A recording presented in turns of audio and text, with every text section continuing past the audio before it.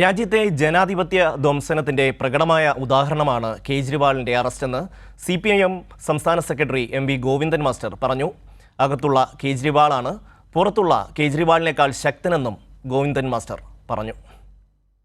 EDയെ ഉപയോഗപ്പെടുത്തി ഭരണഘടനാ സ്ഥാപനങ്ങളെ ഉപയോഗപ്പെടുത്തി പ്രതിപക്ഷ പാർട്ടികളെയും ജനാധിപത്യ ശക്തികളെയും അടിച്ചമർത്തുന്നതിന് നരേന്ദ്രമോദി തന്നെ നേരിട്ട് നേതൃത്വം കൊടുത്തുകൊണ്ടുള്ള പ്രവർത്തനം നടത്തി വരുന്നത്.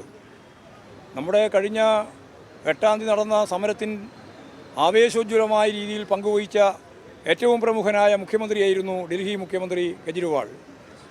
ഒപ്പം തന്നെ പഞ്ചാബ് മുഖ്യമന്ത്രിയും തമിഴ്നാട് മുഖ്യമന്ത്രിക്ക് വേണ്ടി IT മന്ത്രിയും ഫറൂഖ് അബ്ദുള്ളയും ഉൾപ്പെടെ എല്ലാം പങ്കെടുത്ത സമര പരിപാടിക്ക് ആദ്യാവസാനമുണ്ടായിരുന്ന ഏറ്റവും പ്രമുഖനായ നേതാവ് കേജ്രിവാളായിരുന്നു. അദ്ദേഹത്തെയാണ് ഇപ്പോൾ അഴിമതിയുടെ പേരും പറഞ്ഞ് കൽത്തുറുങ്കിൽ അടച്ചിരിക്കുന്നത്.